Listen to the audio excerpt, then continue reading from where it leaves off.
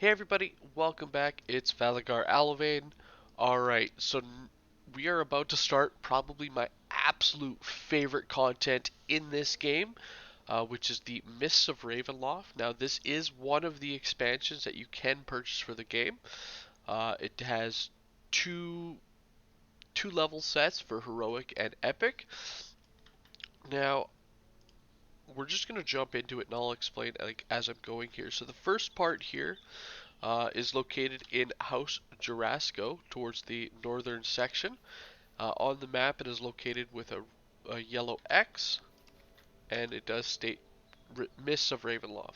So the first part is Into the Mist. Now this quest here is a short kind of introduction of basically you just getting into Ravenloft. Alright, so the quest itself is super simple, very straightforward. Literally all we do is we follow this road.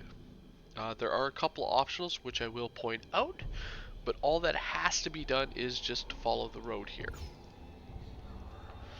Now, the reason that I call this content my absolute favorite is actually for a multitude of reasons. Just the overall cinematic graphics that they chose and the way that they built these levels. They're just absolutely visually stunning. Only to find yourself on an unfamiliar forest road. They've added in a lot of really, really good at level gear, both heroic and epic. And then finally, the XP that you get for them is a very large amount as well. Alright. So our first optional comes by actually following the will-o-wisp there.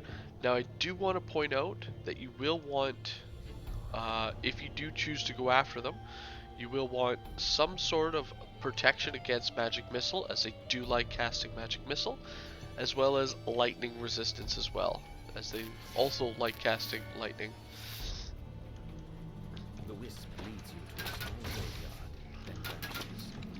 Whispering voices They also cast a bit of fire, but generally the fire isn't as bad as the others too. The forest is silent once more. Alright. So as you can see, not a very large amount for an optional, but it is just barely off the path right there. Now a little bit further up we have this guy here, who as we approach will be attacking some wolves and killing them. He does want to talk to you. Now you can choose to talk to him. When he asks you if you serve Strahd, you either want to select no or who's Strahd. If you choose to go yes, he will want to attack you. So we're going to pick who's Strahd, and he's going to take you off to the side. Now, one thing to point out is he does have a sword right through him. This guy is considered a revenant, which are actually undead.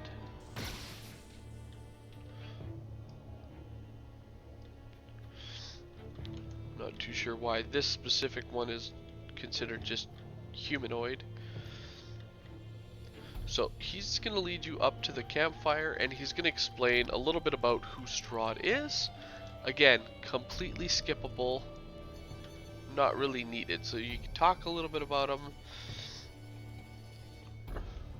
And, you know, if you choose the right options, you can actually even get him to come and join you for an extra little companion. Again, this part of the quest is super short, so he's not even really needed, but it's an extra little bit of you hear howling attack. in the distance. A raven cries somewhere overhead. So, at this point, it gives us the optional to find and slay the lurking wolf packs.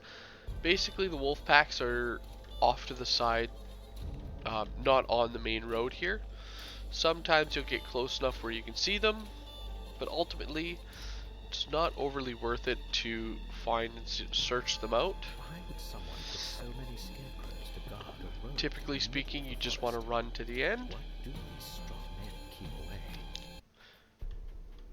And once we get to the end, it's going to start a little fight here. You hear a branch snap behind you.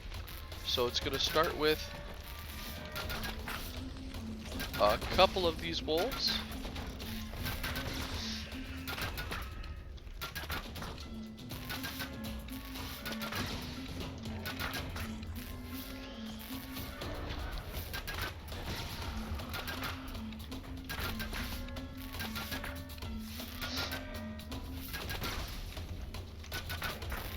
Just working on the wolves first.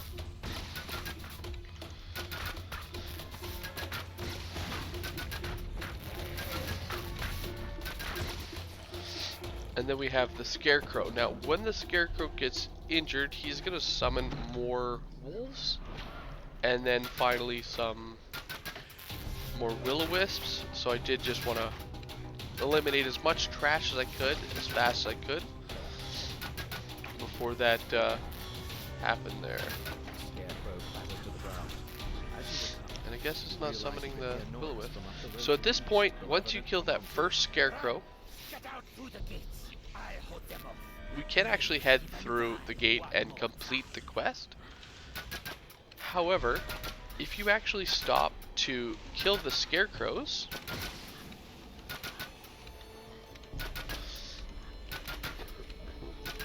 another group of wolves.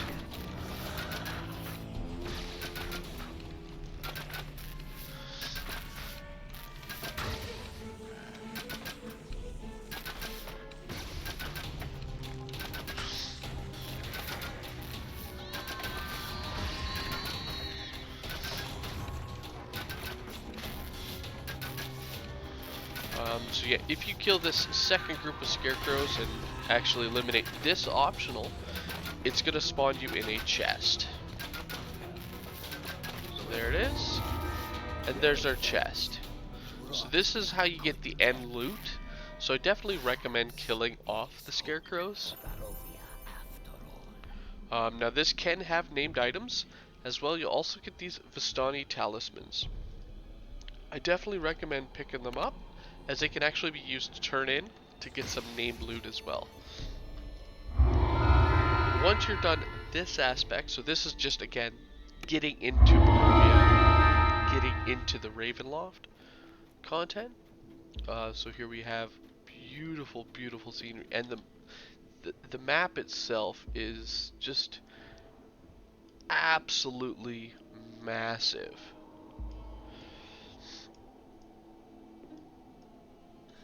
As you can see, like, it's just massive. And one thing I love so much is you don't have to worry about running to each location. So someone like myself, I don't mind it, especially the first time, just exploring the area, you know, seeing everything that it has to offer. But after that first time, it gets very tedious. When I was little, I thought he was just being silly. Alright. Now I know what he felt. So, once you get out down the road a little bit, you do have one of the many missives. So you just click on it. It'll give you the Explorer Journal there. As you see, there are a total of 45. And then you just want to come up and talk to Tobar the Smith. Now, he's basically the guy who gives you the completion for the quest we just did. And he will give you a selection of one of the Perovian weapons. Now, these weapons are absolutely overpowered for its level range. So, there's an example of the weapon itself, and then with myself equipping it, as I have, you know, some bonuses for that. But as you can see, you know, a level 10 weapon, 14.3, like, you know, they're just overpowered, very strong weapons. They also have some caster somewhere.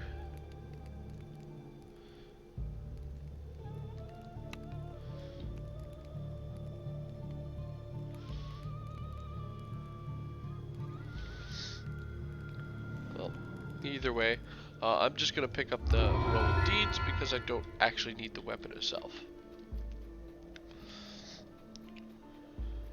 Alright, so once inside, we have a random merchant, so I'm just going to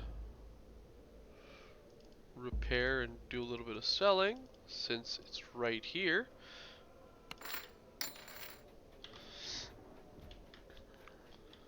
Alright. And then we want to make our way into this town right here.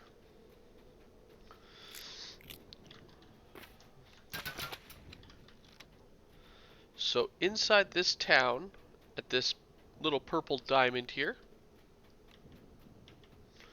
we have Blood on the Vine Tavern. Now inside here, this is a very important location. There are 3 total locations like this,